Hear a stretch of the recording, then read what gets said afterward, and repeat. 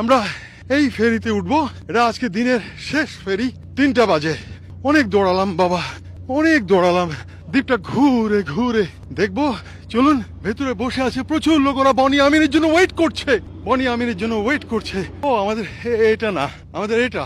ও বাবা, এটা তো অনেক বড়, এটাতেই উঠতে হবে। বাবা রে, দৌড়াচ্ছি, অনেক দূর দৌড়ালাম জলের ধারে।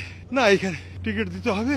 ওটা হচ্ছে কুন্নিচুয়া, কুন্নিচুয়া, কুন্নিচুয়া, কুন্নিচুয়া। হ্যাঁ, উঠে গেলাম। ফেরি ছেড়ে দিল, আমরা চলে যাচ্ছি মাতসুশিমার সেই একটি দ্বীপে। এখন বরাবর 3টা, বরাবর 3 o'clock জাপান সময়, নিয়ম অনুবর্তিতার দেশ।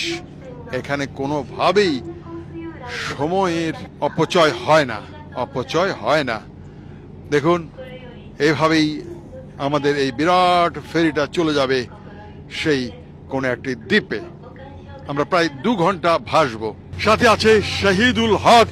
শহীদুল হক খুবই ক্লান্ত, খুবই ক্লান্ত। শহীদুল, আমরা যাচ্ছি কোথায়?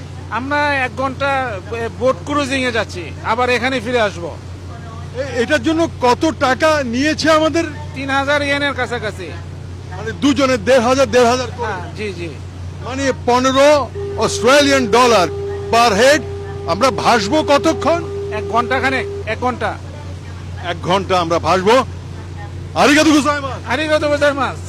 আরিগাতো। প্রিয় বন্ধুরা, আপনারা দেখলেন শহীদুল হককে, আর এই শহীদুল হকের কারণেই বনি আমিন জাপানকে এভাবে তার ক্যামেরা দিয়ে জয় করতে পেরেছিল।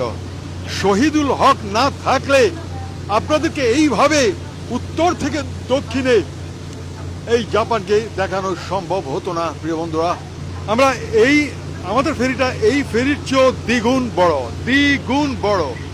এই ফেরিটাও আমাদের সাথেই যাচ্ছে সেই মাতসুশিমা দ্বীপে। আমি বনি আমিন আছি আপনাদের সাথে, আপনাদেরকেও রাখলাম আমার সাথে।